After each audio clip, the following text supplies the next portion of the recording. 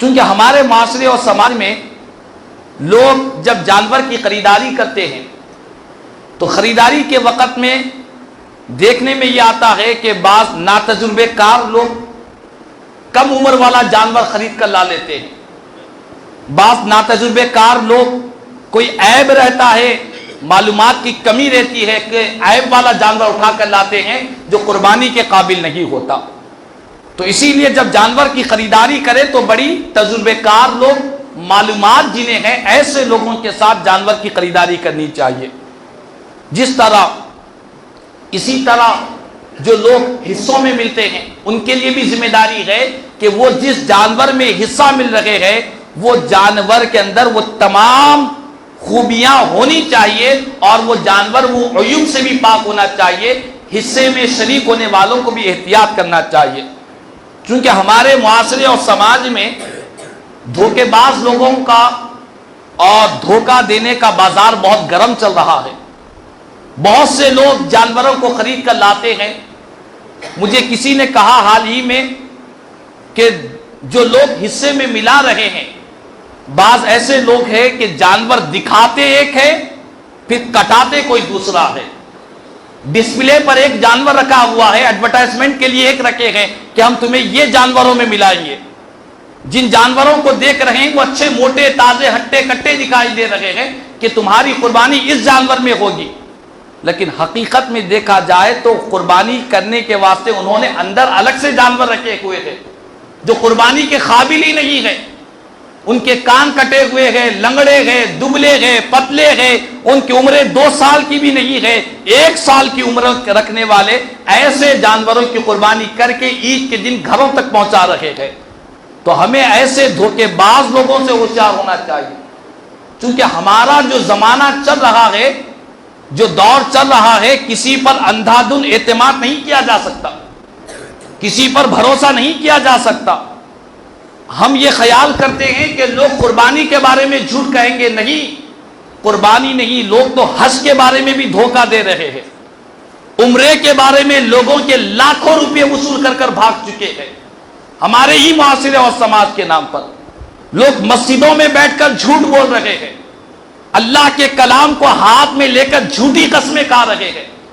تو یہ خوف خدا، خشیت الہی لوگوں کے سینوں سے نکل گیا، امانت داری، دیانت داری کا مزاج ختم ہو گیا، بس چند روپیے پیسوں کے لیے اپنے ایمان کا سودا کر رہے ہیں، چند دنیاوی اغراض و مقاصد کے لیے اپنے ایمان کو، اپنی آخرت کو برباد کر رہے ہیں۔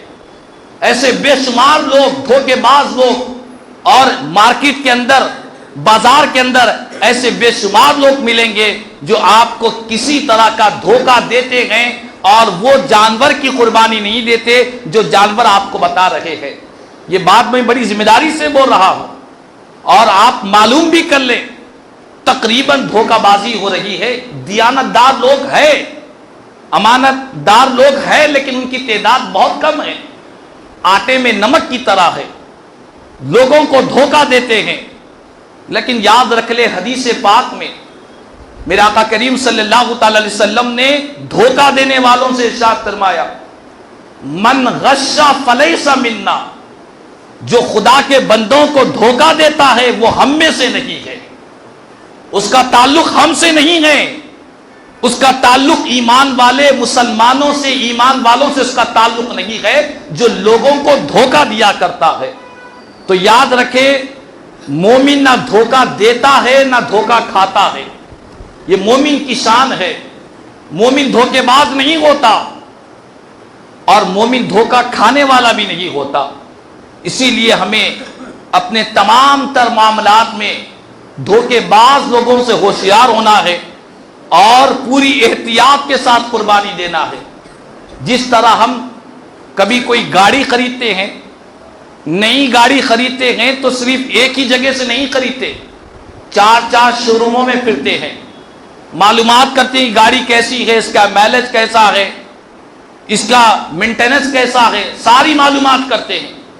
اگر ہم کو معلومات نہیں ہے تو ہم کسی میکینک کو لے جاتے ہیں، اس کو چلا کر دکھاتے ہیں کہ تو چلا کر بتا کہ اس کے اندر کوئی خرابی ہے، کہیں کوئی عیب ہے۔ تو دنیا کی ایک سواری خریدنے کے لیے اتنی تحقیق، اتنی جانچ پڑتال کی جاتی ہے، اور قربانی کے جانور میں کوئی تحقیق نہیں، کوئی جانچ نہیں۔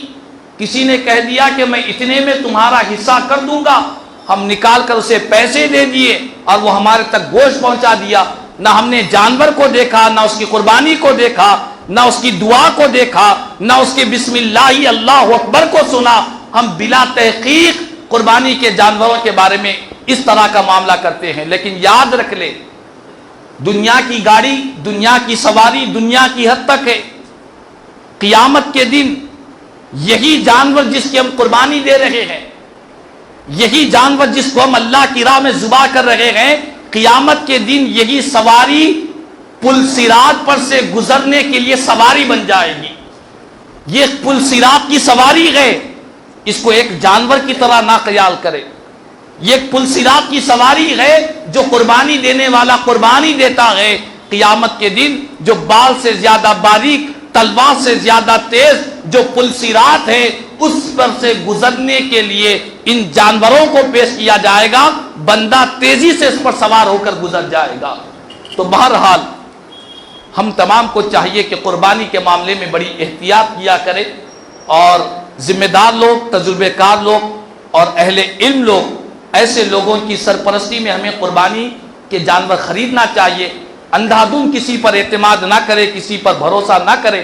مجھے کسی نے کہا کہ ایک بڑا بیل تھا، ایک بیل میں 27 لوگوں کو شریک کیا گیا۔ اللہ، 27 لوگوں کو گوشت دیا گیا، 5-5 کلو کا گوشت نکال کر 27 لوگوں کو بانٹا گیا۔ اور بات کرنے والے دیندار لوگ، دین کا مزاج رکھنے والے، ایسے لوگوں پر بھروسہ کرنے کا معاملہ ہے۔ تو بہرحال ہم کو چاہیے کہ اپنی قربانی کے بارے میں بہت احتیاط کرے، تجربے کار لوگوں کو ساتھ رکھے۔